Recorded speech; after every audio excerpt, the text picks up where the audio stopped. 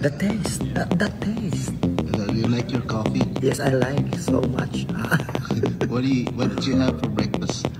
It's only egg and small bread. Small bread? Oh yes. Okay. That's only. So that's an American breakfast. I think so. Do you prefer to have rice and adobo? I don't know yet because I did not seen here inside the EGT's Are you cold? breakfast. It's cold outside. It's very cold. Marami ang nagtatanong kung kumusta na nga ba ang pambato ng Pilipinas na si Roland Bunot Abante. Ngayong nasa Pilipinas na siya. Ayan. Alam nyo bang lumaki na ang ulo ni Roland Bunot Abante? Yan ang pag-uusapan natin. Pero bago ang lahat, please like, subscribe at pakihit na rin ang notification bell at pwede nyo ring i-share.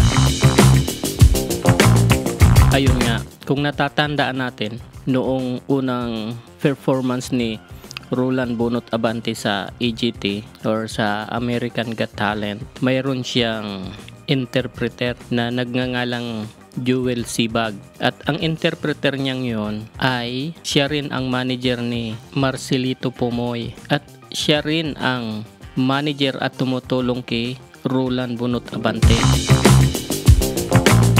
Alam nyo ba na itong si Roland Bunot Abante ay napakatalino, magaling at maaasahan at walang kaba. Ngunit naging Inglesero na siya. So sa madaling sabi, madali siyang matuto at matalino siya. So kung ating babalikan noon, hirap siya sumagot sa katanungan ni Heidi noon.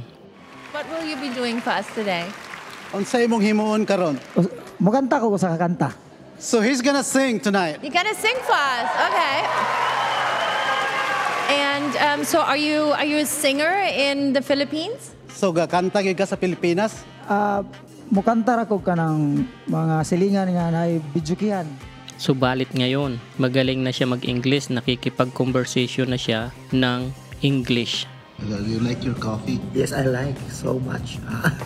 What did you have for breakfast? It's only egg and small bread. Small bread? Oh yes. Okay. That's only. So that's an American breakfast. I think so. Do you prefer to have rice and adobo? I don't know yet because I did not seen here.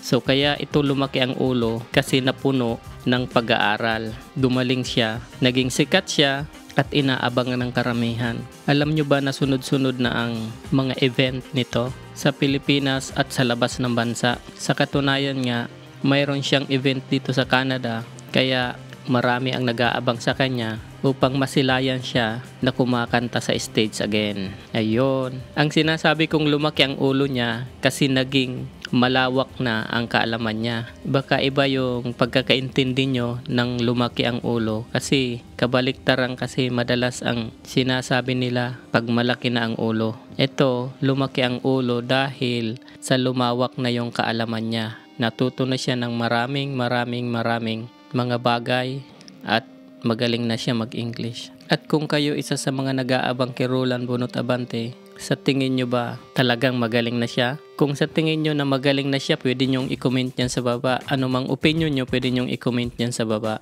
At ito isa pa, ang sabi ko nga, hindi man siya nanalo sa AGT, pero panalo pa rin siya sa puso ng mga Pilipino. At kung idol mo ito, huwag mong kalilimutan mag-like and subscribe. Pakihit na rin ang notification bell. And see you on my next video. Bye for now.